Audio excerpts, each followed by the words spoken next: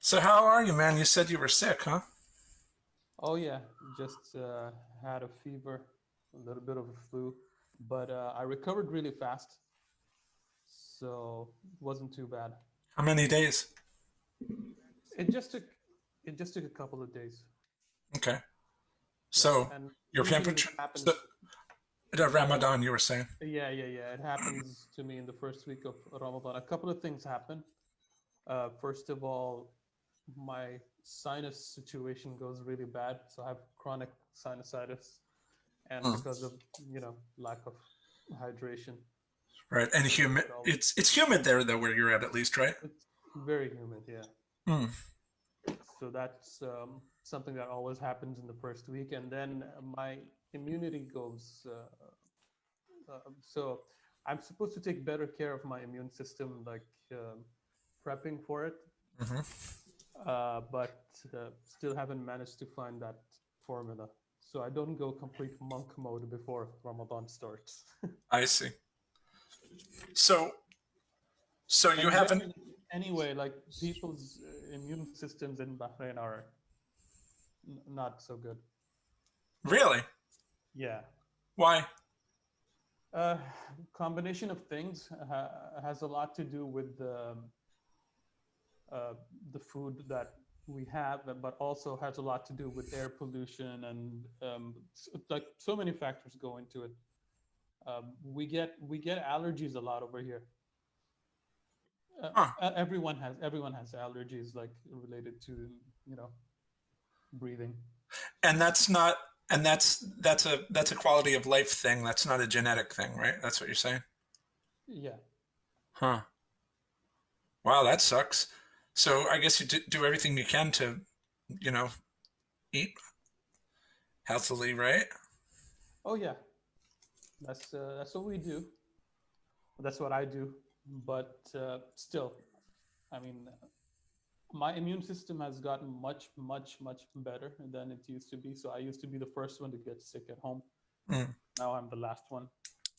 I have to wonder if, you're isolated over there, you're on your little island or whatever. Here in America, I mean, God knows.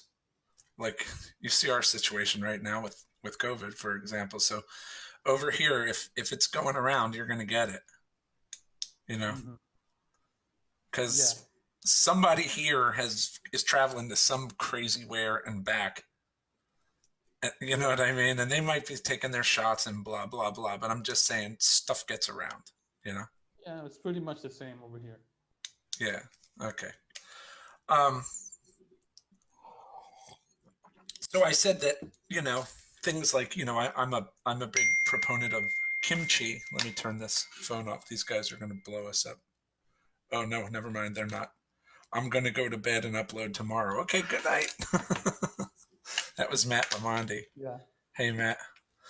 Um, so I'm me. I'm a big proponent of a healthy diet. I mean, my version of a healthy diet. I eat a very you know protein forward diet, lean meat and kimchi, with the exception of some occasional snacking. More on that later. Hmm. Um, but all in all, I eat pretty healthily. Um, I get it about fruits and vegetables. I'm not as worried about the fruits and vegetables as I am about making sure that I'm eating good quality of meat, um, getting plenty of protein. Like I said, I'm a big fan of kimchi because it's, you know, people who are 100% carnivore would argue with this, but I don't feel like in an argument. Just this is where I'm coming from. Kimchi does good things for your body. Take it Yeah. from the people who flattened the curve fastest and most efficiently, right? Hmm. Yeah. Yeah. And great for your gut biome because it's fermented. So that's sort of my magical combination. I try to avoid carbs at all costs. I try to avoid sugars at all costs, except for some late night binging. Again, more on that later. Hmm. Um, but you're talking about your being low-key immunocompromised Yeah. over And there. yeah, one of the things I forgot to mention is in Ramadan, like sleep is compromised quite a bit. So because there's a meal which is just before sunrise that we kind of observe. It's a practice that we observe. It's like it's called the blessed meal. Mm, So just before sunrise, you eat something, and you have to be up at that time. mm. But also, people are up very late at night in Ramadan, so they decide to just stretch it all the way to the morning, and then they sleep in the morning. And so, yeah, sleep definitely gets compromised, and that's of course that contributes to the immunity drop. Yeah, no, I think a lot of people are dealing with a change in schedule here in America because of COVID, where everybody's wearing pajama pants and working from home, Yeah, yeah, and they're and working from bed. Often. working from bed, or um, even if they're sitting at a desk, like me, I sit at a desk in an office with the door closed. I'm lucky enough to have Celia out there with Bennett for the better part of the day, and he self entertains very well. He has education, he has school stuff to do on his iPad. So he's doing educational stuff. So it's like he's in school, but with breaks, obviously, that he takes organically. We don't need to say it's PE time. He'll figure out when he needs to move, you know. And we just let him do whatever he wants, you know. So there are no rules, just so that he can be a kid, you know. Bad news, you're indoors. Good news, do your thing, man. Be a little chimpanzee. It's good. Just keep it down, right? Yeah. But so she's on the, she's on the computer in the house, a work computer. So she's got a personal laptop and then a work computer that I kind of set up for her. I'm the tech guy in the house, right? So I sort of set that up for her, and so um, she's a lawyer, um, and she works in education law, and it's for children who have special needs precisely because they're in foster care Hmm. and are in foster care because something wasn't so good at home, which, by the way, is very similar to my personal narrative. Hmm. So basically, Celia is saving people like the kid that I was when there was nobody there to kind of save me. And I'm like, good for you. And in a way, in our relationship, she kind of has saved me. She's not my salvation, but she saw a fixer upper and said, I'm going to invest in this guy. Hmm. Kind of a cute story. The day, and vice versa, if I can be honest, she wasn't perfect. Um, but all of this to say, there she is working in this um, field, which is saving the children. And our son is home just being himself, and he's sweet. I'm in the other room doing my life coaching practice, and she's fine with that. I have my little battle station here, and it's all set up like killer. I can do my own thing. And the women at her office, Celia's not the average chick, man. You know, well, we're older, right? We're 49, right? But she's very, as you can tell from the video, she's a very young 49. We both are. We have a sort of a playful youthfulness to us, right? Hmm. So, and by the video, I mean the video we're going to talk about later. Um, since tonight's topic is, uh, I think it's It's food. uh, food, right? Yeah. But in parentheses, I wrote, snacking life coach gets grilled and roasted. I don't know. It's just something told me that might happen, so I wanted to be Yeah, on guard yeah. for that. It's Um, bound to happen. Yeah. it's bound to happen. I, somebody's bound to do it, right? Especially guys who keep Uh-huh. putting this emoji Yeah. on Telegram. I think I see a setup. You and Anoop, you're in cahoots. I know Uh-huh. something's going on. Mm. But seriously, food. Celia and I live in this house together. I do my deal. She does her deal. The kid does his deal. We all interact in between, me in between sessions, unless they run long, which they freaking always do. Sometimes I don't leave this room. I'm supposed to have 15 minutes in between, but some of these guys just. The next thing you know, we're done, right? But that's okay. I'm in my battle station. I'm doing my COVID work. I'm not leaving the house. This isn't my usual schedule. I'm usually on a motorcycle or I'm going to pick my kid up. So this is different for me. She works in educational law. She's normally at an office with a bunch of women.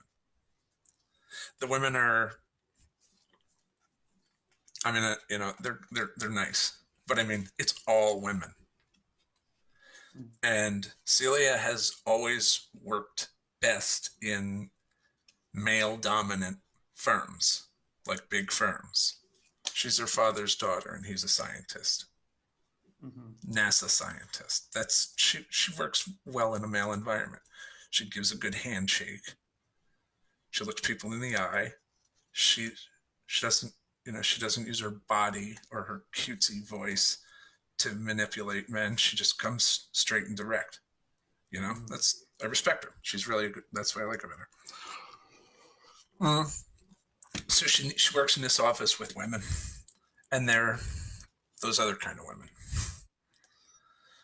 I'm not going to judge. I'm just going to say those other kind of women. You Yeah. paint your own picture, right?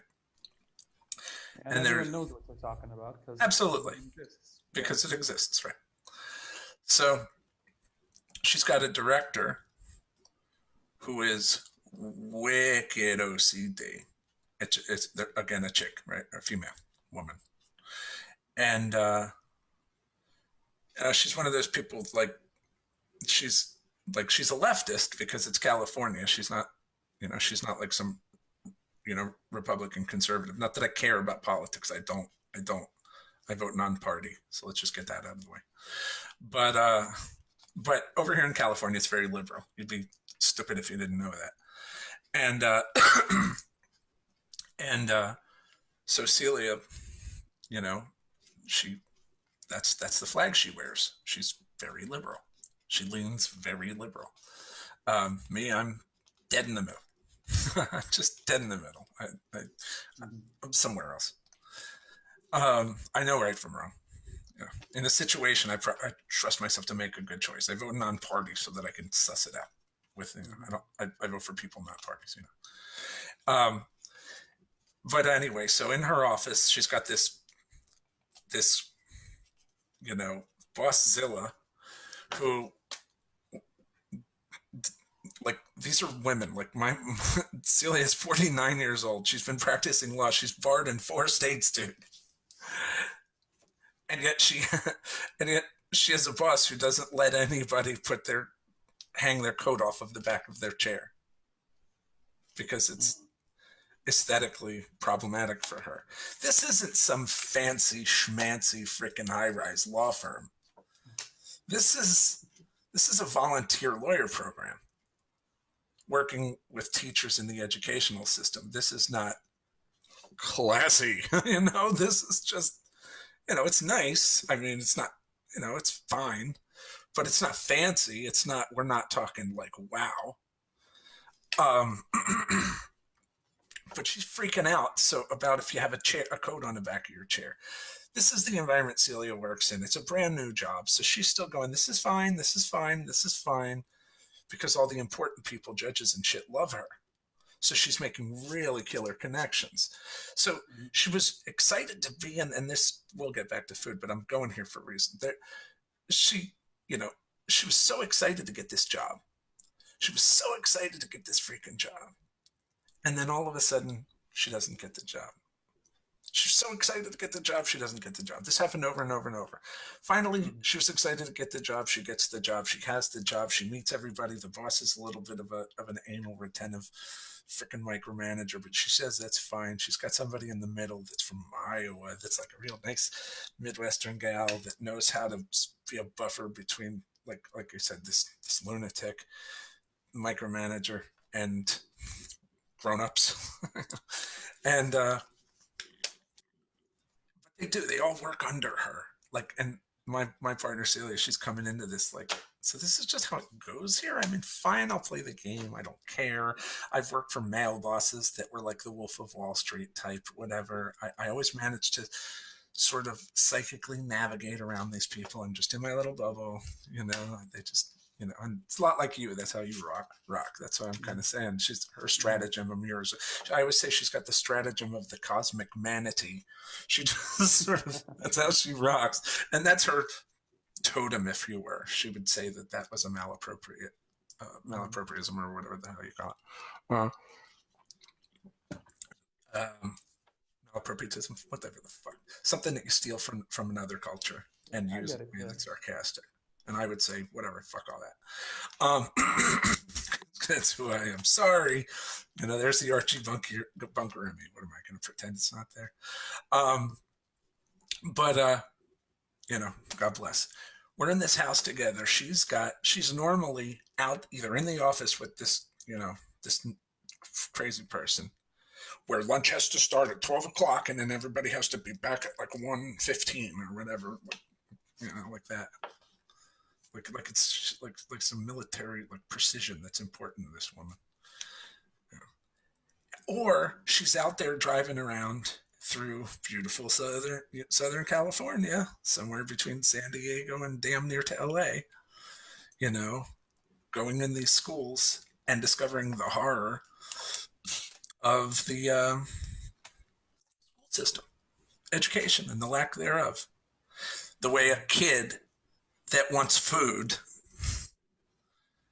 has a hard time getting food because some principal is decided that he's, you know, he's some 5'4" little frickin', you know, Napoleon complex guy, you know, with women all around him that have figured out they can manipulate him by telling him he's right and he's brilliant or whatever, and showing solidarity on all of his little dicky moves, is saying, I'm going to stand by my guns on this on principle. And the comedy is she has the law on her side, so she will always win.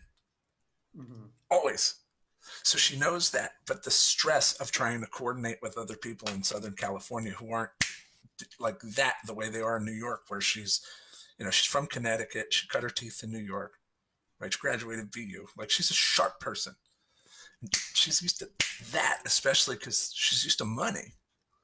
Not saying we're poor, but she's used to that Mayweather money. Mm-hmm. Banks and shit. And so she's sitting in a chair in a house in San Diego that's really not that big. It's really not that big. These houses are not big here. We didn't come here for spacious, palatial, you know, living. We came here to be by the beach, the one we're not allowed to go to. Yeah. Or that we know we probably shouldn't go to because it's COVID. So we're still self-quarantining while the rest of the world is opening back up.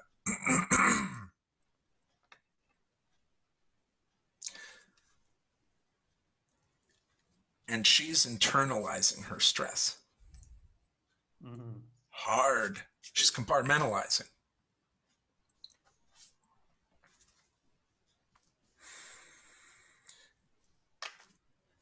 And she'll use one computer to do her job and the other computer to look at the news. And she thinks politically. That's the world she's from. Hmm. She was literally on a think tank. I can't even start to imagine the stress you'd get from being that kind of a thinker. Right. Yeah. That's what I'm saying. And the thing is, heavy, yeah. She's very intelligent. She's motivated to do good. Mm-hmm. Her family are, like I said, scientists. They're polymathic thinkers. They're innovators, always have been. Just, she's done her lineage. That was one of her geek projects that she has been doing over the years, just because she's that kind of person. She's just naturally motivated and driven to do projects like that. That's why we get along. There's a depth to this relationship. It's not just he ate my ice cream. But we'll get to that later. So far, if anybody's watching, they're like, I'm going to stay because I want to hear about this ice cream thing. No, you don't. But anyway, she's shouldering a lot of stress because she's ramped up following politics and she has her opinions. I come from a different place. I think different. I come from a place of gratitude.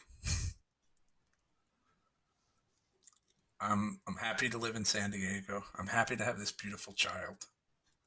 I'm happy to be a big, strong, strapping 49-year-old, Jewish Italian from the Northeast living in San Diego, you know, crushing it with a business called Man Up Life Coaching. I'm happy to be growing a business. I'm happy to be helping guys in their lives to get over shit. And I mean shit. When it rains, it pours, and you have no idea how hard it's been pouring in my life this past couple of weeks. Guys are getting hit, which means I'm getting hit. I have some idea. Yeah, you do have some idea, don't you? But trust me when I tell you, there's also the texts. You don't see texts. Yeah. There's a lot. My phone is blowing up a lot, dude, with some hardcore stuff. I haven't been able to get to sleep because I've been putting out fires. Mm-hmm. Yeah. So I'm not complaining. I love my job and I'm good at it. I wouldn't do anything else. But I'm saying, like her, it's coming down over here. Now I can man up. But any other time I've ever been in the gym and I start to add more weight, there goes my form. Something's got to give somewhere.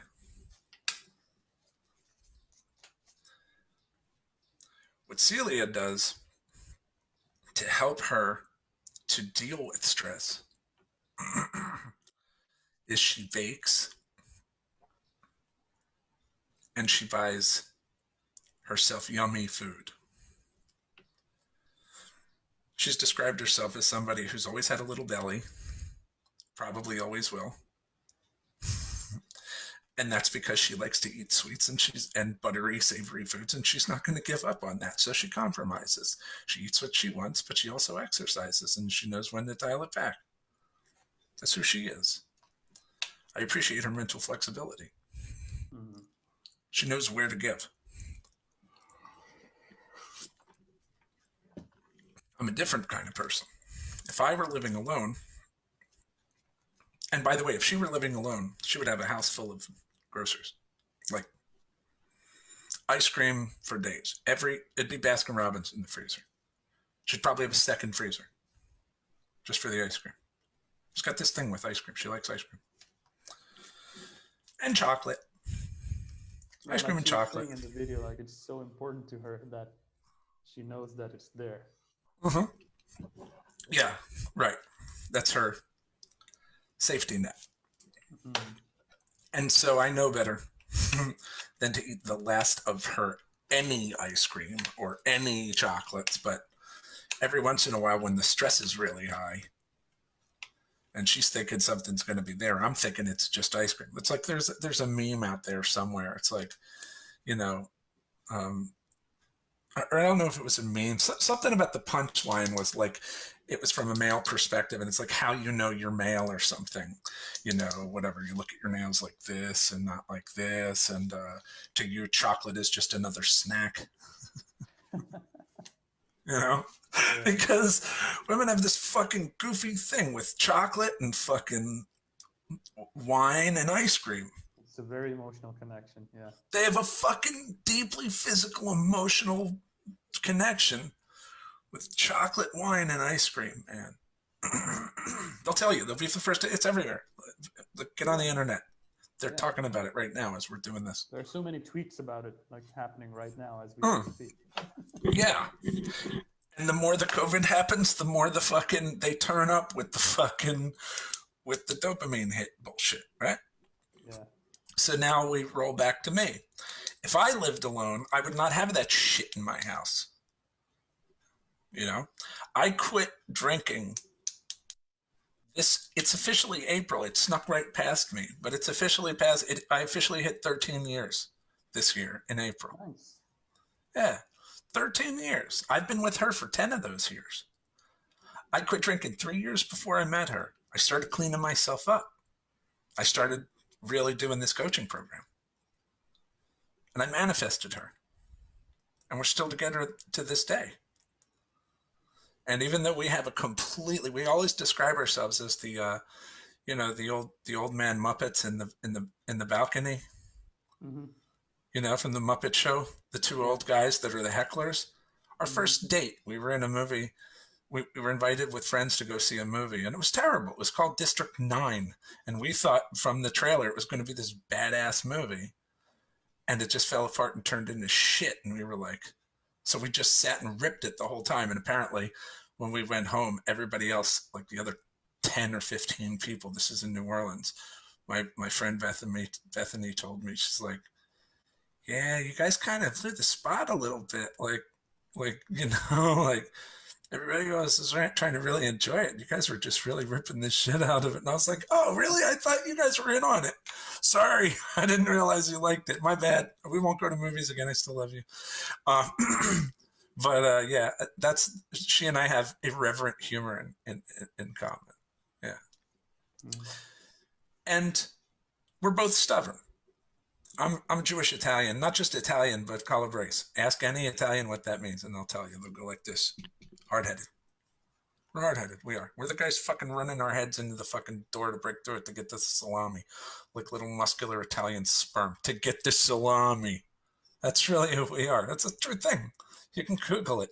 Just Google Italians running into wood with their head for a salami, and it'll come up. I'm really serious. I Like hear that. different cultures pass their time differently. Tibetans meditate. We do that. Uh, Food, and we're back. So, so with Celia and I, I have an overarching thing. That's what I do. Yeah, yeah. I showed up prepared. I knew what time it was. I was like, fuck him. I'm not walking into his trap. I'm bringing the best defense is a good offense. Uh, I'm coming in here with initiative. You're not going to grill me, motherfucker. You and a noob. You guys can stand down until you've lived with a woman for 10 years, and then you can tell me about how to discipline my ice cream habit. All right, so let's talk about it. So Well, we're gonna go easy on you, man. We're just gonna send you a link to Man Up Life Coaching, like to sign up for a free call. yeah, and then I'll be back to talking to myself, which is what I fucking do all the time anyway. I mean, I literally have to. Matt makes me talk in the fucking Instagram thing. Hi, I'm Dennis. I'm trying to not be the ego. And all day long, I'm supposed to put like 7 to 10 posts. Like, hi, this is Dennis. I'm now jogging. Hi, this is Dennis. I'm now on the toilet. Hi, this is Dennis, Man Up Life Coaching Dennis. This is just something I incidentally do. And I got to look like this idiot who walks around in his phone all day, which is not exactly how I rock. You know what I mean? I'm usually on a fucking motorcycle, man. Yeah. you know but so anyway, if I lived by myself, I wouldn't have any of this tempting food. If I lived by myself, and I know because I've lived by myself and it was fucking great. I shopped at places like Whole Foods or Trader Joe's or whatever the crap, and I got really good quality food. I got my vegetables from the local freaking guys in New Orleans that had the truck, and they would drive around and hawk out, and get the fruits and vegetables. I was about it. I was getting good fruit, good vegetables, good meat. I was going to the gym. I was fucking moving weight.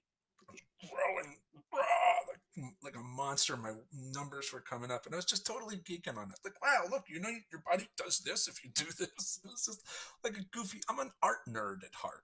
It was a Mm-hmm. goofy project, and people are looking at me like I'm intimidating. I'm like, what? It's Dennis the artist, right? But I started looking like legit scary, right? That was in New Orleans. That's where Celia and I met. Celia the lawyer, Dennis the artist, who got into health and exercise. I had in my cupboards, I had only food that had a purpose. I Mm-hmm. did not buy any sugar. I did not buy any sweets. Since I've been with this woman. It's been 10 years of struggling not to eat her goddamn sweets. And to hear her talk, there was a whole lot of Mars Venus going on there on my part, because to hear she was doing a fuck ton of I always you never, which is right out of Mars Venus. I can count the times I've done this, man, over the past 10 years. This is not like a thing I do every night, but it's a thing that happens often enough over the past 10 years that when the stars are and planets are in a particular alignment, like some perfect storm situation, like Bennett's neck surgery, which he's been through 2 of them. Like we have not had an easy time, man. After surviving Hurricane Katrina, I freaking meet her. You know? And then we find out that she's got preeclampsia and is probably going to die, before, in 36 weeks, we go to the ultrasound, and 34-week ultrasound, we find out that the kid's probably going to have dwarfism, and we got to wonder if he's going to live or not, et cetera, et cetera. I'm not, oh, boo-hoo. I'm just saying that, she and I together, then he does he have autism? Then does he not eat? Why does he not, he has no will to thrive? Why are his joints weird? But like, my son has special needs, and as you know, he's a dwarfism and autism, and it's been a freaking challenge. He's had 2 neck surgeries. So this woman, every time, like in our life, the moment she meets Dennis, and she said, like, the thing she liked about me was, she hates guys that she hates that feeling when she's with guys that she can just passively manipulate them and move them around and get them to do the things she wants to do. And what she appreciated about me was I'm intelligent and that I'm an independent thinker. Like, I'm just like her. I actually have my own thoughts. I don't just copy and paste my ideology. She went to Carleton. I mean, that's the culture there. That's the schism. And I'm Dennis from fucking whatever, Cooper Union in Manhattan, and everything that goes with that. The whole Dennis story. Obviously, we're going to have a biography at some point. But until then, Dennis. So Celia and Dennis, we get together from finding out that we're pregnant, freaking 3 months into to being together. On my literally on my birthday, and we were going to get sushi. Hey, food, and we're back. We were going to get sushi, and she finds out that she's pregnant. Like, it's been like every single bitty little thing. If you really wanted to look at it through a lens of negativity, it's been a lot of stress. So what has she been doing? She's been buying ice cream, stoically biting down on her mouthpiece, getting up on her haunches, putting that German America, because her mother's German, using that old German chutzpah and putting one foot in front of the other and just plowing forward like a fucking Clydesdale. Mentally, she's this cosmic manatee. She just keeps it real. She entertains herself with her little project, and all she wants is her little ice cream and her snacks. And she's got this fucking minotaur living with her it's like a wrecking ball, and a little red-headed frickin' mini-me, little minotaur, dinosaur junior over here, who she loves, thankfully. I mean, she loves me too-ish, but I mean, she loves him unconditionally, right? Yeah. Like, sometimes we hate the people we love, like in relationships, but you never hate your kid. You're not supposed to. So we both love the kid, yeah. But she's got a lot on her plate, so to speak. She's got Dennis and she's got Bennett. Dennis is a lot, and she really liked that. It looked really good out there in the open there, out there in the wilderness.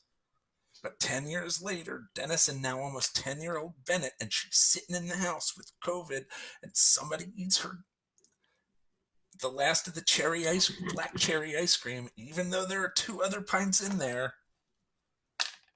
Just the absolute, complete, utter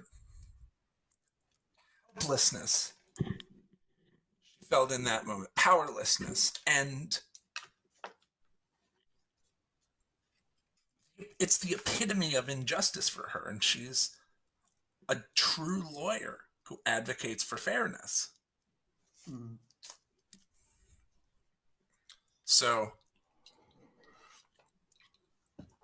as a life coach, I would just tell her, well, remove the expectation and you'll be fine. Just stop depending so much on ice cream for your happiness. Ice cream isn't your salvation, but that's an easy thing to say when you're the guy who smokes pot at night and occasionally goes and rummages around and finds some snack of hers and eats a little bit more, because we have it worked into our thing. We know what we're doing here.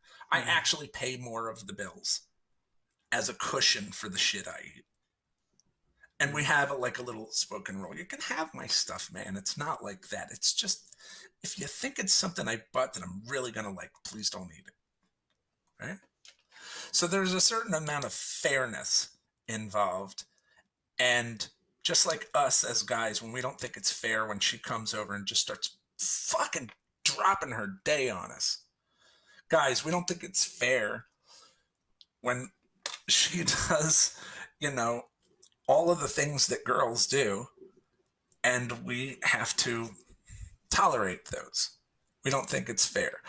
But we say, I'm not going to go, weh. I'm just going to, I'm just going to keep my expectations low. I'm going to do the best I can with her. And I'm going to say, this is her and I love her. And if she figures it out, great. And if not, this isn't so bad. I can deal with this.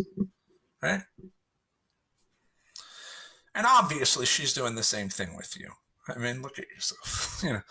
Obviously, she's doing the same thing with you. And then you yourself, meaning you, Joe Bro. You know what I mean? You're whatever guy you are. I don't care if you fucking, if you have an executive administrative physician, if you're a tech guy, if you're, out there killing bears in British Columbia for a living. Right? Whatever you're doing, you're a guy, and when you go back to your man cave and your woman is there, you're splitting that space up somehow. But food may have a different meaning for her than it does for you. And to you, you might come into that food and say, oh, that's a tasty treat.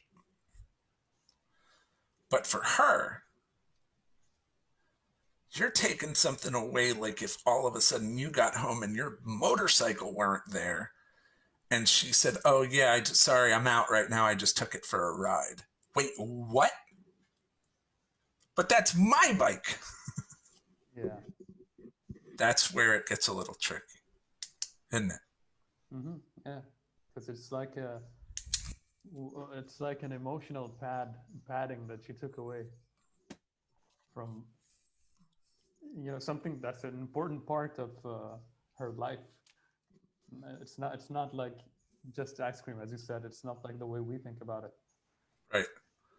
And if I'm honest, as a coach, if I'm honest, I shame myself for being a bitch about finding out the bike is gone. If she's happy, fine. Mm-hmm. Real talk. That's the guy I want to be. I'm still working on that. That is my bike. Mm-hmm. And if anybody so much as touches it, all of a sudden. But it's also because you're aware about how what the bike means to you, and how there are other ways to find the same peace that you get from taking a motorbike ride. Look what you just said. Reel it back and say it again. You're aware of what? Of how what that bike means to you. Bam, right? And so I don't want that bike to have that kind of meaning for me. Mm-hmm. And one of the things about COVID is rediscovering it's not the bike that's my peace. I went rucking tonight, dude. Mm-hmm. And the night before, I back to this food thing. Yeah. So she's been stress hoarding. And I've been like stress chilling. And sorry, but pot gives you the munchies. And it's kind of like one of those things where, if you drink and then you do something stupid and then you got to take ownership of it the next day, you're like, blaming it on the alcohol. Well, kind of jokingly blaming it on the weed works normally because I could just say, sorry, my bad. Where's the place? I'll go grab it. I would just go grab some more. Mm-hmm. But in this COVID scenario, all of a sudden the stock goes up. And you know, stock goes up because one, it's harder to get, and two, she fucking needs it more. So I shouldn't have the expectation of her that she's going to be cool. I should understand that's her shit and not touch it. But at the same time, as a guy trying to master life, I should be working on, oh, my bike's not here. All right, well, Silly must have taken it, or somebody must have taken it. I'm sure there's an explanation. Rather than jump into, oh my God, somebody stole my bike, or fucking whatever. I don't want to live in that world.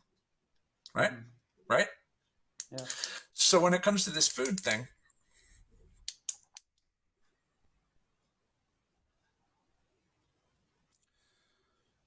food is for nutrition. That's the function of food. That's it. If we didn't eat food, we'd have a problem. We eat Mm-hmm. food. Especially these days when facts are apparently negotiable. Um, Food is, well, let me say nutrition is still kind of up in the air. We have a pretty good idea. We know what good nutrition looks like. But honest to God, we're still learning stuff. Yeah. That just, without coming on here judgmentally, I mean, we don't know everything. We don't know everything about the brain. We don't know everything about Mm-hmm. the body. We know a bunch of stuff, but like COVID is teaching us, we don't know as much as we charge people like we know. You know what I mean? Maybe I shouldn't have put it that way, but you know what I mean. I mean, Yeah. we do the best we can with what we have. But the Mm-hmm. moment you think you know everything is when you're a fundamentalist. I mean, if you Yeah. really want to think about it, there has to be room for growth, right? That's what Mm-hmm. we're about at Man Up Life Coaching, growth, not stagnation, not being stuck. And when you start thinking like an absolutist, you get stuck. So food, nutrition. And it's interesting how this is called, it's part of core programming. Mhm. It's interesting how it's called programming because this is how I see food is like it's really data Yeah, that you're putting in your body. And your body either takes that data and thrives with it, or it you know diminishes. I love that. I love that analogy, food is data. Bro, Yeah. I've been around for 49 years and I've done a lot of thinking. I missed that one. That's great. That's really Yeah. good. And it's so obvious, right? Especially for as many times as I've ever talked about the Matrix as an analogy. Mhm. And the guy saying, like, yeah, I know the steak isn't really a steak. I know it's all ones and zeros. But still, I want the illusion. Mhm. And honestly, bro, that's what we're really talking about here. Yeah. I want the illusion. Same thing with the book. What was the one? Charles Wallace. Um, Madeline L'Engle. What was that book? Not A Wind in the Door, but the one before that, the original one, A Wrinkle in Time. The main character, Charles Wallace, an intelligent boy, and his sister, and another little brother and a dog. I think it's been a while. I think I read it in like second grade,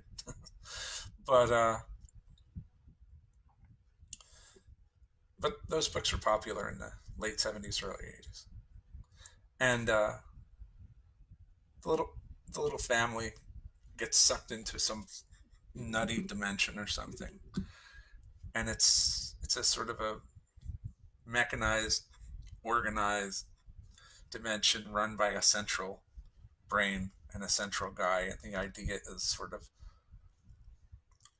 systemizing and automatizing everyone.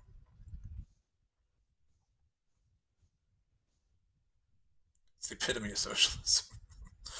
um, and our character Charles Wallace at some point is interacting with like the head guy or whatever. And again, I'm butchering this movie or this book, but it's been a long time. But this is the basic premise. And they're and the guy's saying to him, yeah, they're all tasting a delicious turkey dinner, mashed potatoes, gravy. Whereas unfortunately for you, because of your intelligence and your awareness and your presence, yeah, for you this is going to taste like sand. So sorry about that. Yeah, he's literally eating data, Yeah. information, literally. And the Buddhists, true Buddhists, when they eat, they practice chewing, chewing, chewing, chewing, chewing, swallowing, swallowing, swallowing, swallowing, spooning, chewing, chewing, like trying to stay in the moment, trying to stay present. And that's, bro, that's maddening. If you want to talk about mental discipline, Hmm. talk about totally taking the fun out of eating, because the whole point is indulgence, isn't it? Yeah. And at the point that it goes into your body, it's lost everything that you crave about it. That's right. Kind of like sex for them, of course. No Yeah. homo. Yeah.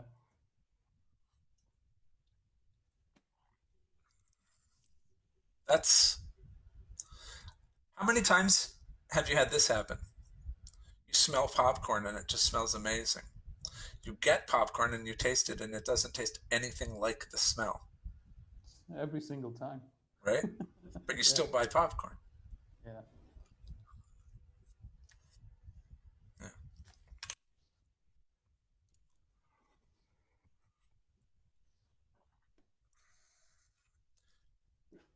With food, a lot of the clients that I work with are guys who use food,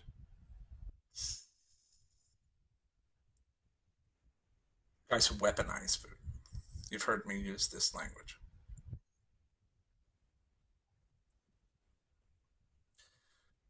These are clients who don't imagine they can be thin. They can be strong. Now, see, I'm different. Celia jokes because if I ever say, "Baby, am I looking fat?" She's like, "You're not looking fat. You're looking like you usually do before you do your thing, and then go on a crazy cut or whatever, and then drop weight, and then start bulking again or whatever. You've been doing this since I met you. It's been 10 years. You cut and bulk, and I do. That's kind of a. It is kind of a. I'm not saying I'm bulking and killing it in the gym, but I mean there is a pattern to this. I usually get up to about 240, and then I grind back down to about 220. That's sort of my deal, and I'm Hmm. okay with it. It has its seasons. We have holidays here. Every year, her family sends you know the German crap. You know, I'm raised in the Northeast. There's a very strong Germanic culture there. I'm Italian, so it's very European uh, energy in New York, Pennsylvania, where I'm from. She's from Connecticut. Her mom is German. Dad's from actually seventh generation or sixth generation Californian. Hmm. And they send that Christmas stuff. So we get boxes of stuff. And I'm like, Jesus fucking Christ, seriously, come on with this. And I tell her to hide it. I said, do me a favor, could you hide all this food? So she hides it. But then eventually I say, all right, can we, let's go. It's close enough. My birthday's the 20th. Jesus is the 25th. Let's just go. Let's go. Let's do it. Like Mardi Gras. Fine. Let's do it. It's holiday time. Let's go. Bust out the marzipan stollen and the, all the cookies and everything. Let's just do it. Like, that's what everybody does. And then they're like, January, I'm gonna. That's what we did this year. Remember? That's what everybody said. And now it's April, Yeah. right? Yeah. We all got snuck. So everybody was still thinking they were going to be burning off their holiday fat.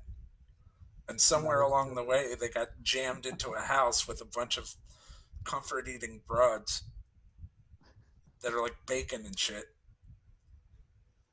And it's really, really difficult to stay on top of a physical regimen. Which is why intermittent fasting, man, it's a blessing because you get to discipline yourself, but at the same time, it's not as hard as, for example, the kind of spiritual fasting we're doing now.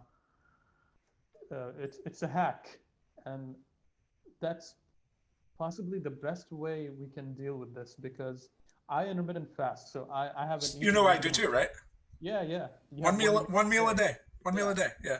and just enforcing a rule for you, solve so many of these problems. Now, what happens after your one meal a day is like your business. I'm not going to put it out Good there. man. Oh, it's out there, buddy. It's out there. It's out Yeah. there. It doesn't happen as often as you'd think, but when it happens like with a vengeance. I fall off the wagon every once in a while. But basically, I eat one meal a day. Yeah. Yeah. Yeah. So it's a great hack. So my eating window is between 2 and 10 p.m. and I'll have two meals. I won't snack as much because I don't if I do this system, I don't feel like it. If I do the intermittent fasting the way I do it, and it's just worked great for me. So when Ramadan comes in and I do the slightly harder fast, Right. it's not as hard. You're trained for it. Yeah. I was thinking about this today. I'm like, I don't eat until after dark. I Hmm. eat. I don't eat until after dark, and I eat my entire day's food in 1 hour, Hmm. like a lion,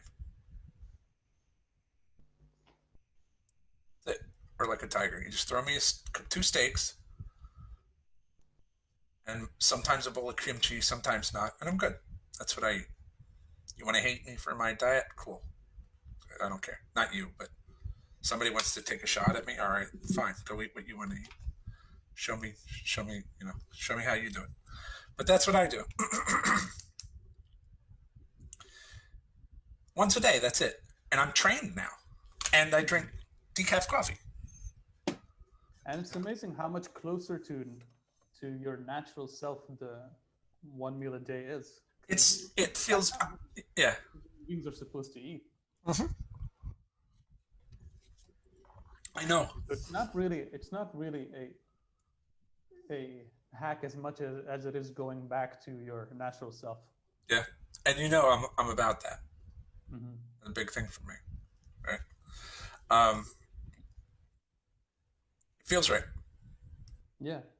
And I have to tell you, tonight when I went rucking, so,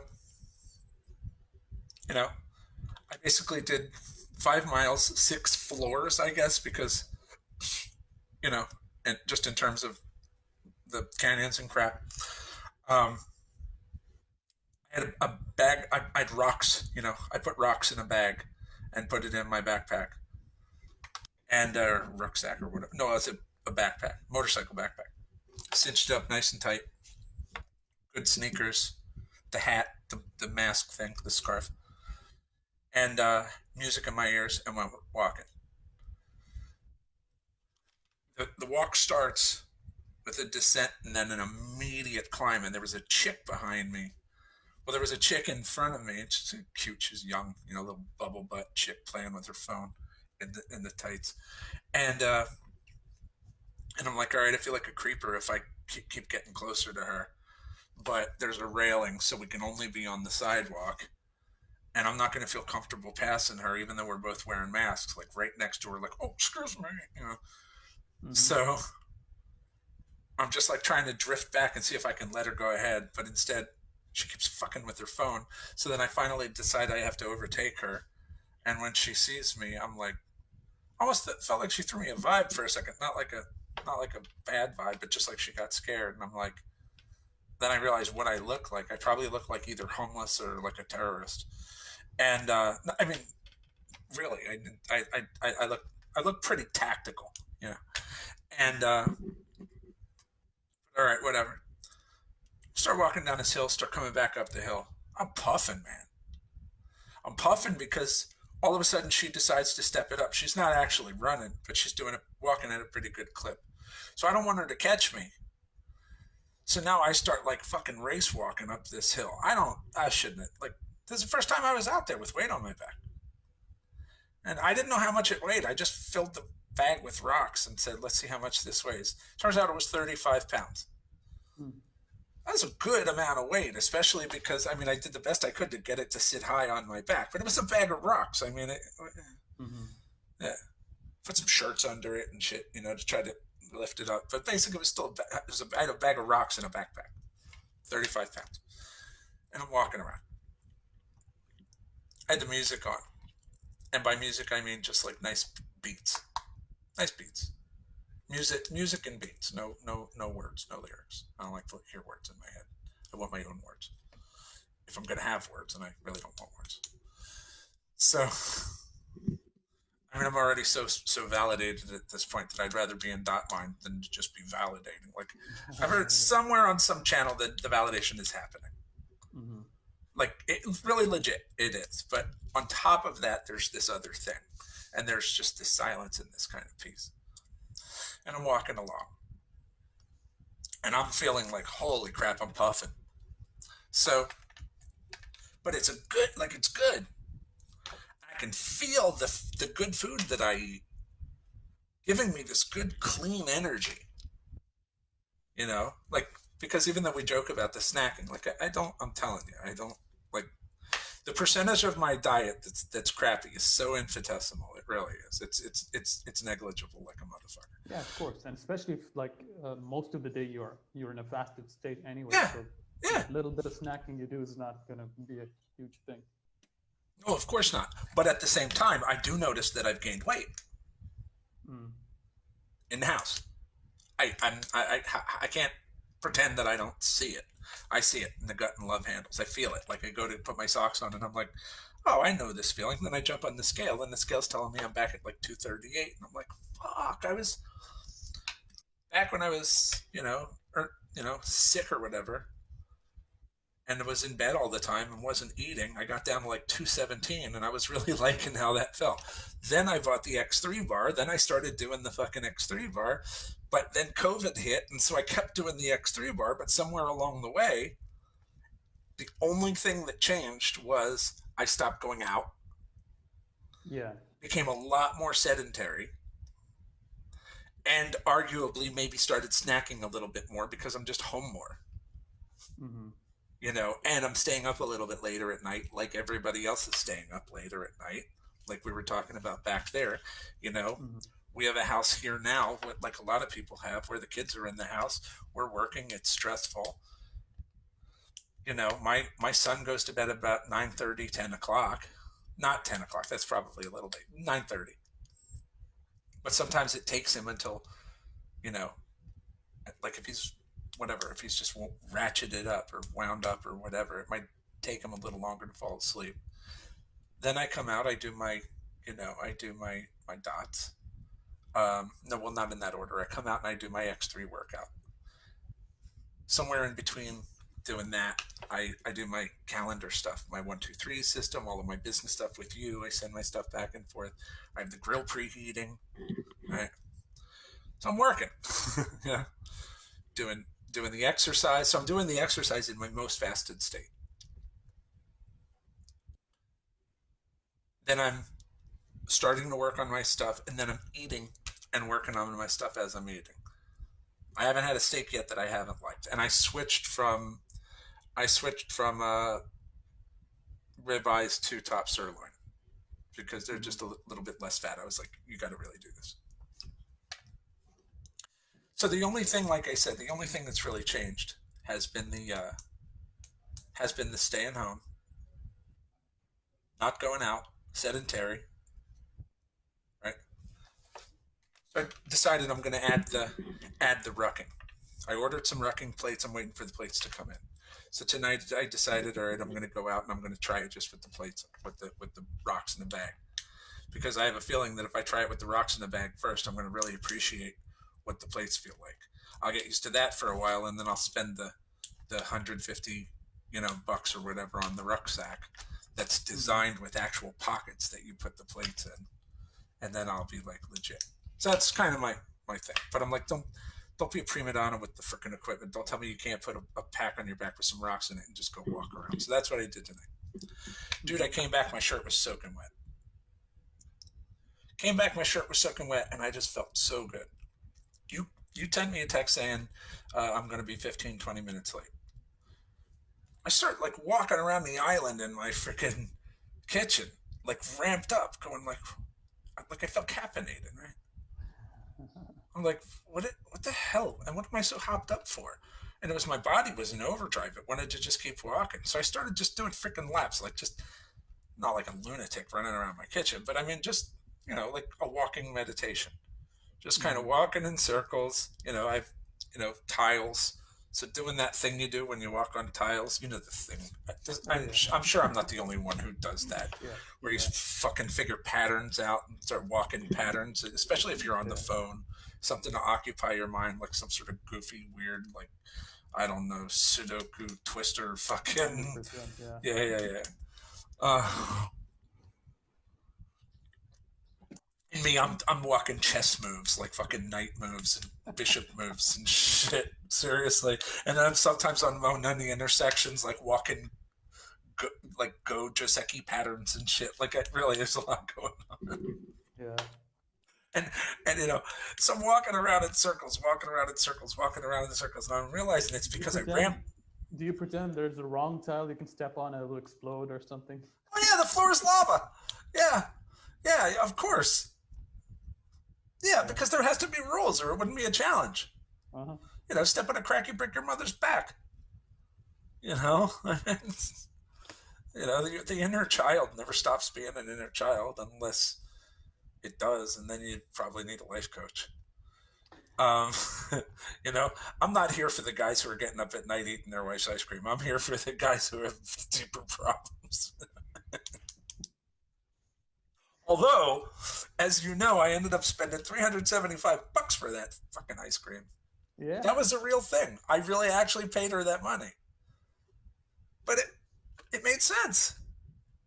Like, and Steve Campbell, he watched the video and then he put in the comments, he's like, if you could bottle and sell what's in this video, like cash, ching ching ching, and I was, he's a smart kid. I said, well, why do you say that? He said, because he's like, it's just, it's like watching, it's like watching game, it's like someone with game. Yeah. As a guy who, I mean, you don't know much about my relationship. You're learning, right? We're friends. You're a client. Now Mm-hmm. you're learning, now you're turning into a life coach. You're a mentee. That's our dynamic. That has Mm-hmm. always been our dynamic. But you're rising fast, man. Seriously, you're rising fast. Just like Steve Campbell. I have a feeling I'm going to give Steve Campbell go. I've started training him in go. And Yeah. I have a feeling I'm going to give him go, and I think this kid's going to hit Don levels in go, and I think it's going to be so good for him. Yeah. Um, and like you're going to hit Don levels in coaching. This is your deal. This is clearly what you're here for. Mm-hmm. So that's why we're working together. You're the Strange ways to find what you're meant to do. Very strange. But why should you have any expectation otherwise, Yeah. right? We didn't color coordinate this or anything, but I like it. I like the way you're matching my Oh burgundy. yeah. Yeah. It's part of the man up. fucking life's. I swear, like a sailor, like part of the man up fucking color scheme over here. It's because my testosterone is driven up from that goddamn walk. I'm telling you, Yeah. I really put myself. I'm the kind of person who loves shit like that too. Like I eat hot peppers because I love being in that danger zone mentality. The same thing with the motorcycle. Hmm. Right? I'm a winner. Winner, yeah. And to be a winner, you got to ride at the razor's edge, And I like that edge. Like I get it about like Danica Patrick. Not that that's a like. Oh, you man up guy wants to be Danica Patrick. You recognize the reference from the Bill Burr movie Yeah, yeah. and how cool she was driving the car. Like just Hmm. solid steel, man. And when you can have that confidence level at, and be in what we call dot mind in that dynamic a situation, that's the epitome of the flow.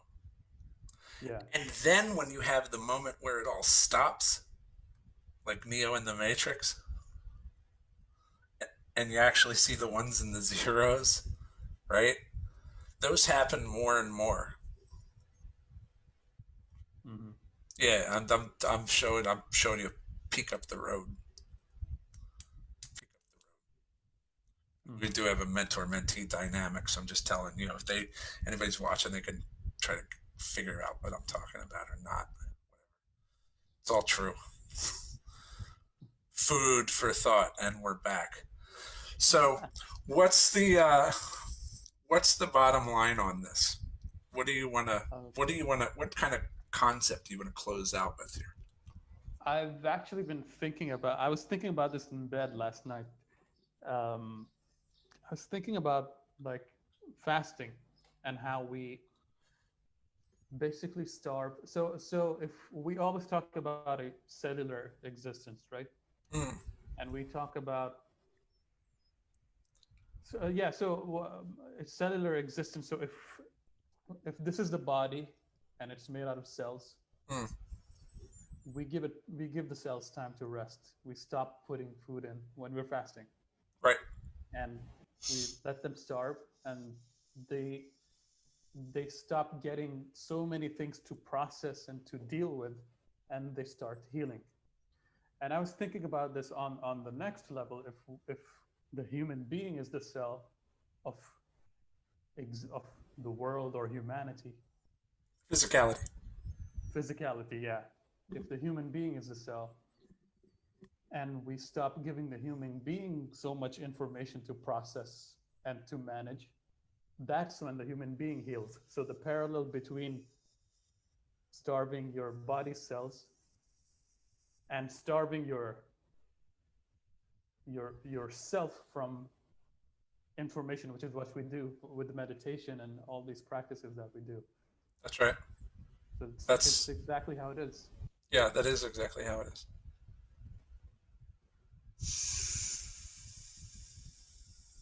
And it's funny because oh, I was just going to say it's funny because today when I went for that walk, it was nice to have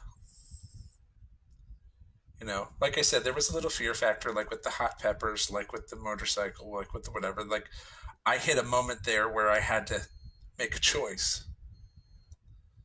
Like, am I whacking out here with fucking 35 pounds on my back just out of nowhere? Like no warm up. All of a sudden, I just fucking 49 years old throw a 35 pounds of rocks in my backpack and start hiking you know like I'm trying to win a triathlon or something. Like should I should I get my pride out of the way here and like slow it down? I'm like, ah, you know your body. You know what you can do. This isn't that hard. You've done this your whole life. And so I started thinking about it. I'm like, yeah, I have done this my whole life. I didn't even start driving until really late. Um, rather, I didn't have a license until really late. I mean, I learned how to drive a car pretty much pretty early on. Same with bikes and stuff. But I rode bicycles, scooters, you know, bikes, bicycles, whatever. Hiked, I walked. I walked, I walked, I walked, I walked, I walked. I was always walking or riding a bicycle. In the city, I was a bike messenger for Lightspeed Messenger service. True story. Rode everywhere. Rode fast, like fast. Physical guy. Physical. Yeah. But when I was in art school, like it started to get a lot. It was New York. There was a lot. There was a lot. There was a lot of information. There was a lot. There was a lot. There was a lot. There was a lot. And I was doing a lot more of that than I was of the physical grindy stuff and the meditative stuff. I didn't have time for it. I did my homework, and my homework wasn't meditative. I hadn't figured out that dot mind can be anything. I hadn't figured that out yet. I thought I needed to do my art, and my homework was getting in the way of my art, but my homework was art. So that was just super problematic. But when I was out there grinding away, walking up the hills or whatever with the weight on my back, I got to a point where I had to make a decision. And the decision was, do you want to stop and start playing with the cinches on this backpack and see if maybe you could get it a little tighter and put it up a little higher? Or maybe you can readjust the wooden piece in there. Or maybe you can readjust the rocks. Or, hey, if a worst case scenario, if you're worried about injury, you could always pour some of the rocks out. Like, that's why this is a good way to beta test this before, getting the ruck plates. At least you're not going to get, 5 miles away from home and discover, like, it pains you to carry the stupid things back. And now you got to figure out how to get them home when you can't get an Uber or whatever. Mm-hmm. I had to make a decision, and the decision was very much a man up moment. It's like, are you kidding me? Get the fuck out of here. Walk. That's what I said. Not like that. But that was the spirit of it. It's like, are you kidding me? You're such a strong man. Get your strong man ass up this hill and grind. Let's go. And I did, and I picked up the pace. And then I started breathing heavy a little bit. I also started seeing cool stuff, so I started taking pictures. And I got so interested in the creative aspect of taking the pictures that the whole time I was walking, I was seeing potential pictures that I could be taking, Mm-hmm. which made the walk look a lot better. This is one of the reasons, like, I really prefer doing runs and walks, and I prefer doing outdoor cardio than going to the gym. It's because of these things. Yeah, yeah, right. And I'm loving rucking because I'm sitting here right now feeling my legs. Your legs don't know the difference between, like, I used to squat like freaking over 400 pounds, like legitimately, like a nice, clean, slightly below parallel squat. And my legs feel right now like they used to after a day at the, like a leg day at the gym back when I was moving that kind of weight, which wasn't that long ago. I mean, all things considered, Mm-hmm. it was early 40s. I'm 49 now, so early 40s. Yeah. And that feels good. And it's funny because we're talking about food, and the reality is today, yeah, this is funny. So California has I don't know if you're familiar with See's Candy, SEE''S. No. Okay. See's Candy, it's a California candy company. And it's good candy. It's like, I don't know where it stands. I mean, I'm sure you could go over to Belgium and have some chocolates that would make, make me, throw the C's in the garbage. But it's got a charm. It's got a charm, and it's pretty good quality. It's pretty good flavor. Celia's father's from California, so when they lived in Connecticut, he would have See's Candy, shipped out or sent out, or when family would come visit, they'd bring them. And so that's a treat that Celia grew up with. So she loves living here in Southern California, and she loves having See's Candy. And for Valentine's Day and Mother's Day, I know I've got an easy one. If I get her flowers, See's candy, and a card from us in Venice, and maybe a bottle of wine, and then not be a dick for the rest of the night. Right? I know I've got a good one. See's candy. So I'm literally tying my shoes, getting my rucksack together, trying to engineer this fucking thing without trying to, break my spine or fuck up my scapulas or scapulae or whatever. And there's this big box outside. I thought it was my ruck plates. I'm like, oh crap, is this my ruck plates? Oh no, it says Celia Rutherford. It says perishable. And she says, and she doesn't take the bait anymore. It's been 10 years. So she's like, yeah, it's probably for me. I said, it says perishable, Seal. She said, yes. Do you want to bring it in? You want to be nice? Bring it in? I'm like, sure, I'll bring it in. I don't know. It looks like it could be kind of heavy. Is it heavy? I'm making a joke because I'm about to go rucking, right?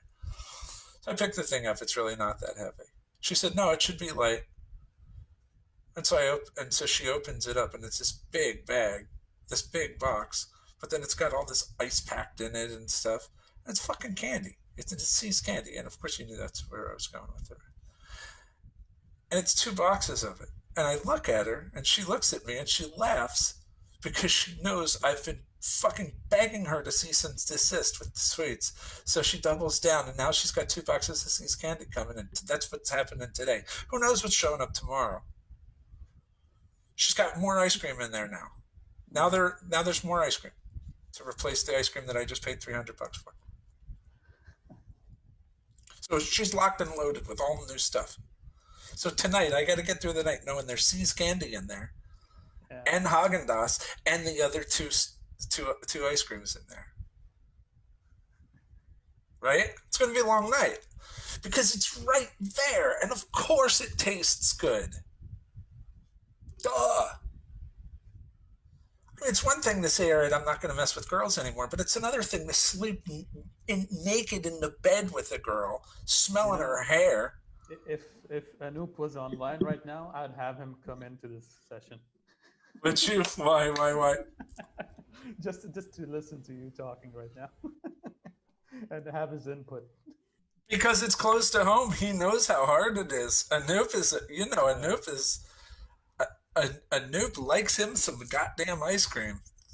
That's the ice cream and candy bars. That's Anoop's gateway to hell.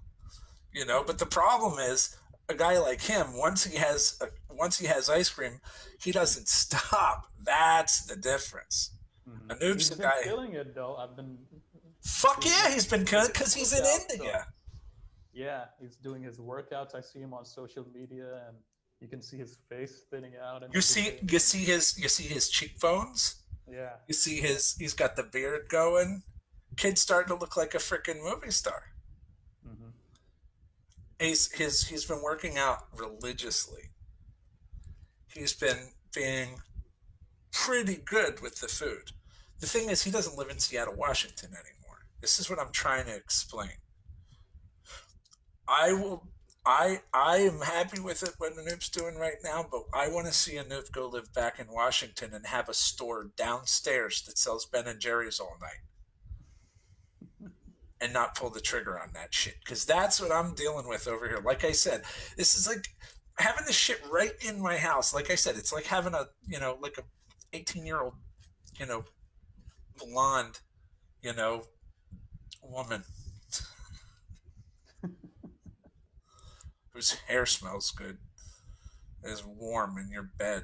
And she's like, good night. And she's trying to spoon up against you. And you're like, all right. So I'm not supposed to do anything over here, right? I'm supposed to just not do anything. All right, this is fine. I'll just do thoughts and validations. You realize that takes a lot of energy, right? He said, I just remove the desire. Just remove the desire. Good night. Wiggle, wiggle, wiggle. Yeah, just remove the desire. Yeah. Huh? it is that is in some of these goddamn snacks that these women eat, it hits that same fucking trigger.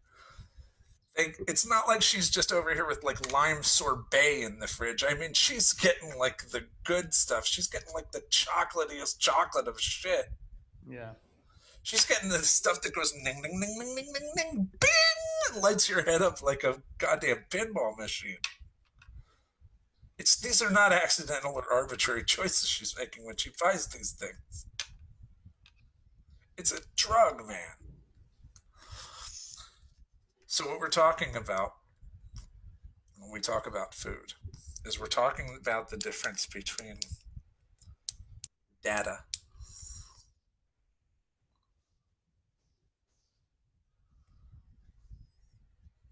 perceived as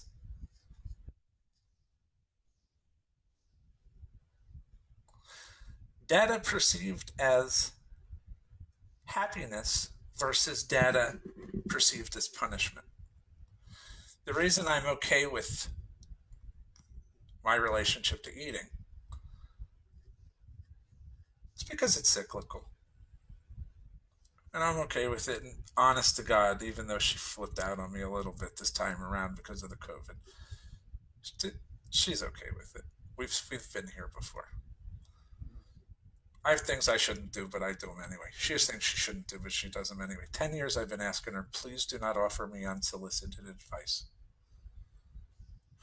Especially when we're driving. I have GPS. I always manage to figure out how to get to where I'm going without anybody helping me out. Could you please just let Siri be the one to tell me that this is the highway exit that I need to get off at, you know? But now she'll, you know, you're going to want to get right. Wait, what? What? And then Siri's saying something and I'm not hearing it. And then I like, what? Do I, this exit? And she's like, yeah, you were supposed to take that exit. I was like, all right, well, she was just telling me that, but I didn't because I stopped to listen to what you were saying and I thought you were telling me, like, don't do it. Yeah. It's like, why would I tell you don't do it? Like, why would you tell me anything? Just don't do anything. You have the luxury. I'm the captain. You're the passenger. Take a nap. Play on your phone. Go in the dot mine. Don't help. Guys do not like help. You know that, right? You know that, right? Of course, yeah. We're real sensitive about it. I've been asking her for 10 years, please don't offer me unsolicited advice. But Mars Venus, women are helpy helpingtons. They want to help. So for 10 years, I've been tricking myself into thinking that if I say it a specific way, that this will be the time that she figures out, don't offer me unsolicited advice, especially when we're driving. And you know what? It'll be 10 years later, she'll still be doing the same thing.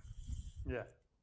It's been 10 years I've been asking her, negotiating with her, all but paying her not to leave dishes in the sink, not to put sharp fucking knives in the dishwater. Things like that. You know what I mean? 10 years. It's not going to change. I wash her dishes most of the time. She doesn't see me doing that.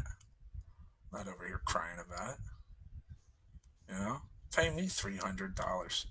The fuck? But this is what we do for love. Yeah. Right? And that's how we'll end this. Because food or love. Food is a snack. If it's a snack, if it's indulgent, if it's something like, you know, having a beer or two that you probably shouldn't have, but all right, you're going to do it. Having that second bowl of spaghetti or whatever, nah, you probably shouldn't do it. But you're saying, fuck it. I'm going to indulge. I'm not a robot. I'm not a machine. I'm not a monk. I'm going to do this flexibly. I don't want to do this like the fucking hardcore dickhead way. That's not interesting. Some people want to. Cool, go do that. But for most people, it's like, let's do this in a way that's actually sustainable. Because if it's too hardcore, it's not going to last that long. And so you have to be flexible with yourself. If you're somebody who catches yourself doing a little bit of overeating, okay, that's fine. But you do have to have an exercise program in place. Mm-hmm. Period. Don't tell me you're overeating and you're not exercising. I'm going to get mad at you. I'm going to say, no, that's not going to work out. You do have to have a, uh, you know, your calendar in place. You have to have your calendar in place so you can see where your workout days are. And so that your little phone is going to go off and tell you, hey, it's time for a workout. Whether you do it or not is another thing, but at least you can't say you didn't know. It's all, your schedule has to show where the workout is going to be. You start to visualize it, and then you make it happen. You know that, you did it. And then there's the actual doing of it. What's the law of averages here? I'm scared of a guy who does it 5 days a week for the rest of his fucking life. That's a scary guy. That's not a guy. Something's wrong. That's psychopathic behavior. You know, you should be shooting for 5, but you're really looking for something more like an average number of days per year. You know, Mm-hmm. if you could say I did 90% of my year, 85 to 90% of my year was exercise. 85 to 90% of my diet was clean. All right, you're good. Unless you want to be a fucking underwear model, then starve. If you're looking for 5% body fat, then fucking, eat like an MMA fighter before a weigh-in. All right? If that's what's interesting for you. Mm-hmm. But you know what happens when they go to cut weight? They're fucking weak. Yeah. I've seen guys lose fights because the next day. Yeah. Yeah, but I've seen guys lose fights because they never got their strength back after a serious cut. Right? Eat for nourishment, not for comfort, as a general rule. However, if you do decide to eat for comfort, there's a difference between eating for comfort because you're just looking for a little something like a buzz that you would get off of wine, and abusing food. That's where the difference is. If it's an addiction, an addictive behavior, then you really genuinely have a problem. You know, all joking aside, some of the clients that I've worked with who have problems with food have problems with them because they've been weaponizing food. Mm-hmm. They've been using food as a way to tell themselves, you're a bad boy.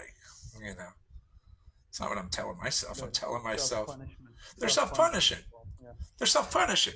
I'm not self-punishing. I don't feel any guilt at all. That's why I get in trouble. Because I don't feel any fucking guilt. Nom, nom, nom. You know? I never wake up the next day going, oh, I shouldn't have done that. I wake up the next day going, damn, that shit is good.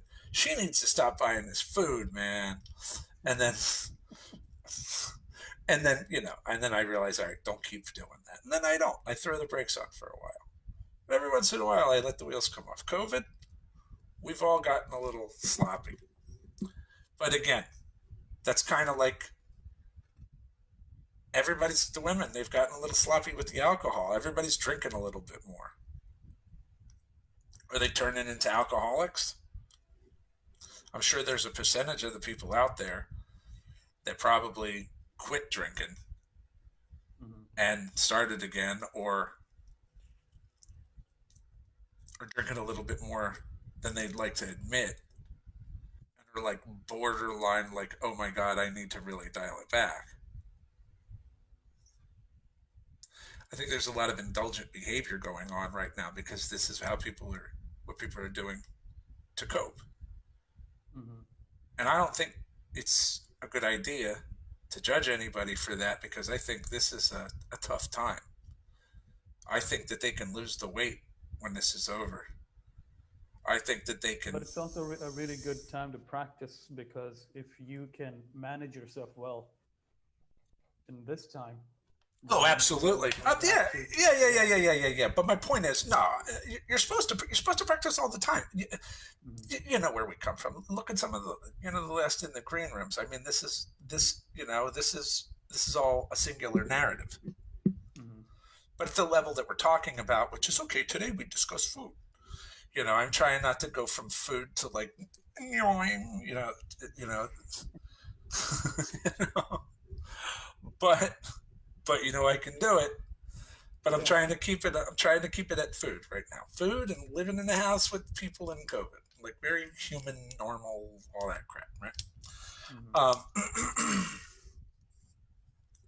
it's a great time to practice, but at the same time,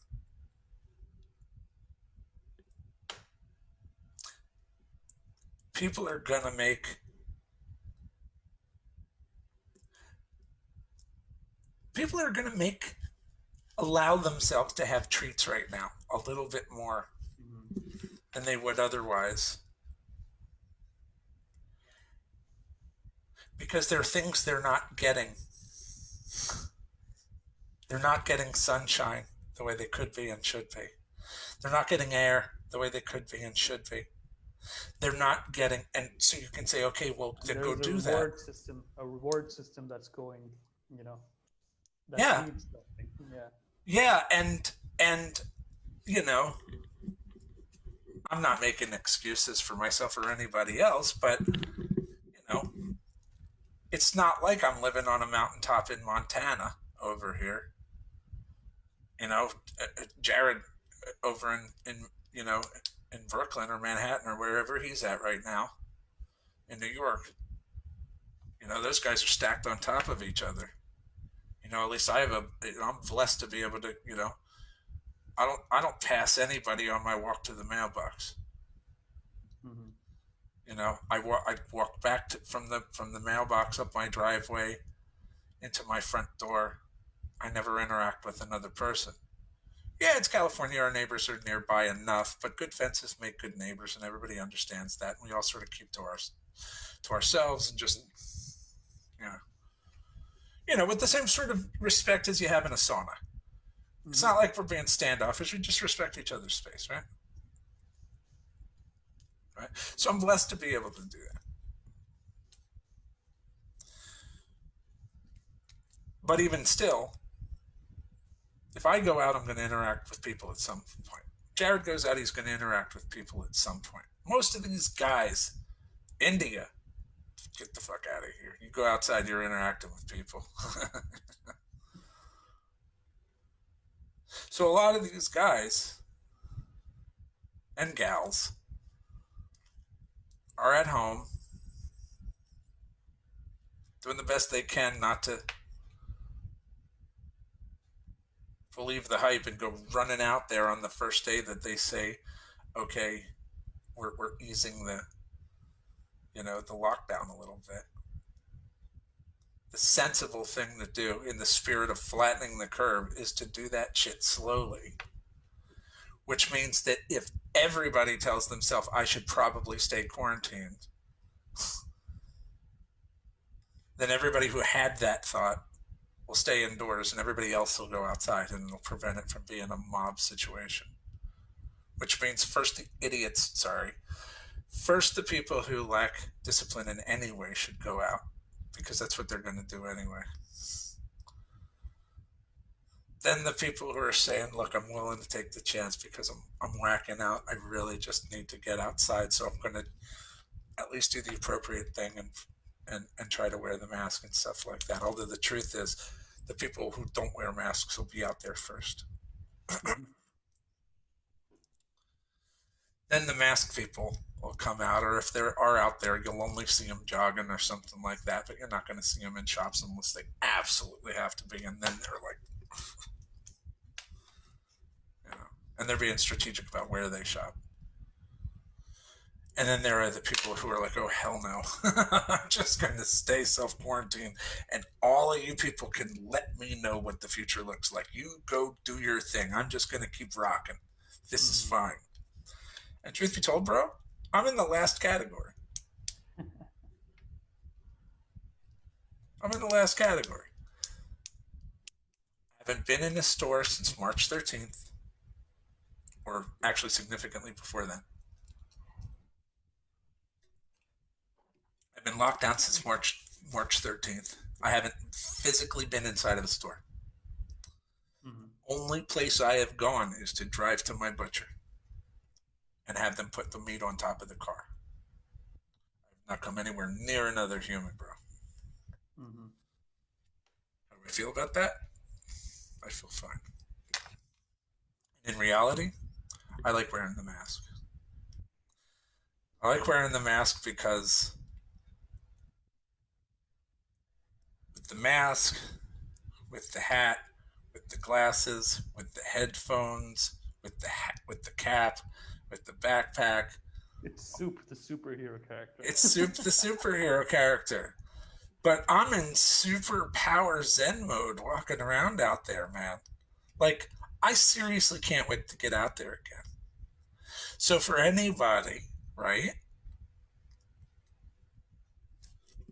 recognizes that they don't have a food addiction, but that they might be snacking a little heavy,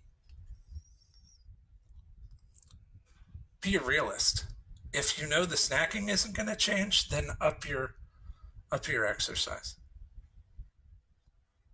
And if you can't up your exercise, then you have to dial back on the snacks. There's no third thing. Now, if you're somebody who, that's the same advice you would give somebody who's a casual drinker.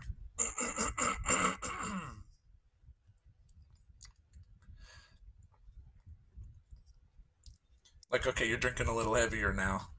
You weren't really a 3 and 4 beer a day person, but now you kind of are getting to be there. It's not alcoholism. I know you can quit anytime you want, but you're not going to do that right now. You've dedicated to having tying a couple more on right now to help you get through COVID. That's cool. That's cool. But if that's your reality, get the fuck out there and run or something. Do some MMA workouts or something. Mhm. And maybe, just maybe, those workouts will make you reconsider the amount that you're drinking, and maybe you'll dial it in just a little bit. But nobody's saying you have to go cold turkey, right? Same thing, though, if you're an alcoholic, you're not supposed to be drinking at all. You're not supposed to be drinking at all. If you're an alcoholic, don't drink. And if you have food addiction and you're using food, you're weaponizing food and you're using it a way to harm yourself psychologically or punish yourself or tell yourself that you're a bad little girl or whatever your fucking thing is, then that's a different story. So if you're using food, it's one thing to use it to sort of feel the love feeling, but if you're using it genuinely because you lack love, you hate yourself, and you're using food as a drug to give you the genuine sort of transcendent experience that love gives you, then now we have a problem. Now we have a problem, and now there genuinely needs to be an intervention. Don't you agree? Hmm. Yeah. Yeah. I think that says it all, don't you? Yeah. It does. How are you going to bring this into the fireside chat? We'll see. I You, mean, you're going to be there, because I swear to God, man, I've gotten so spoiled with you there. yeah, yeah. You weren't there, and I was struggling, man. I mean, I wasn't. I mean, you know me. I can do a fireside chat, but I was like, oh boy, all right, no Yeah. Faisal. Yeah. But we also have like a backlog of things we have to go over anyway. So Oh, okay. So what's our next fireside chat theme? I was thinking of talking about success and Oh yeah. how each individual defines success and what it means to them in this current, you know, frame of mind that they're in, and whether that's changed over time or not. So just things like that. Hmm. Steve Campbell had an idea I like a lot, which was Yeah, I saw the email. Yeah. yeah, right. Hmm. That would be a good one. That could also tie into this thing. Yeah, and another one that could tie in is so Chris Dunsing and Steve Summerfield. Steve Summerfield's the one who started me with this ruckin bullshit. So he's a fireman and all that. So Chris Dunsing and Steve Summerfield, and Cody Payne. They're all Mm. fireman guys. So I thought it would be really cool. We keep hearing from the doctors. I think it'd be really cool to have a chat where we talk to the firemen. Yeah. And there's something in particular, specifically, that I want to talk about, since these are the manly men, so to speak. Um, which is Steve Dunsing is not only a uh, fireman, but a hockey player. And he said, "Dude, I've grown up with hockey. I spent my whole life playing hockey. I know firemen and I know hockey players." He's like, and I've always said that if you can't question a guy's sexuality, he's not a hockey player. He's just somebody who plays hockey. Like, seriously, like, if you can't question his sexuality, if you're not unsure about his sexuality, he's not really a hockey player. I've You always have to be unsure. he's like, I've always thought that, and I thought that was really interesting, but I know what he means. Dudes in the locker room go so over the top sometimes. They start to cross that goddamn line. You know what I mean? Like, what the fuck with you guys? Like, what are you doing? You know? And it's brotherhood. But it's one thing when you're little kids, but it's something else when you're big, hairy, grown ass men. You Yeah. know? You know? Unless you're like the gay guys that ride the motorcycles with the assless chaps, like that crowd. But Hmm. you know what I mean? But these guys, I really like the idea of asking those three dudes in particular. One, tell us about, talk to us about what it's like. Like, shoot the shit. We want to just be there to hear three firemen shoot the shit. Hmm. And also, we want to ask questions. Yeah. And also, I want to kind of low key direct the conversation. And also, I want Faisal to kind of have some talking points in case everybody gets scared. Like, what are we supposed to talk about? Yeah. You see it? Yeah. Well, we could try for next week if the three of them are willing to join in on on something. Yeah, man. Can you hold on? Hey Siri, take a note that says invite Chris Dunsig, Cody Payne, and Steve Summerfield to one of the fireside chats to discuss their uh, profession. Okay, I created a note.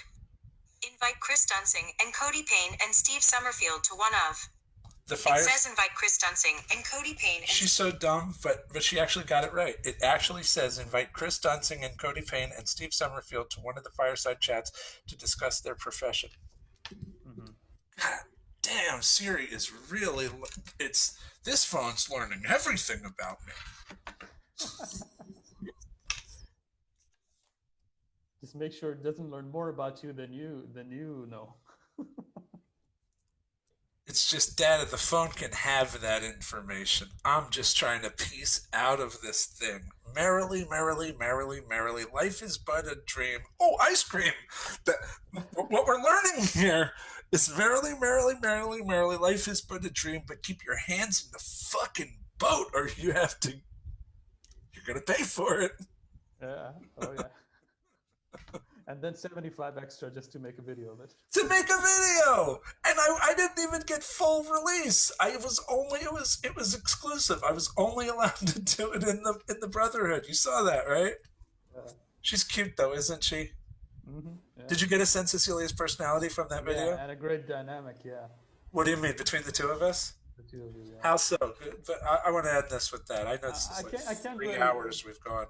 Yeah, I can't really put it down to specifics, but it's just something that you observe in the way, like But it's good energy. good energy. Yeah. Yeah, we've been working on our shtick for a long time, dude. We really have. You can see it.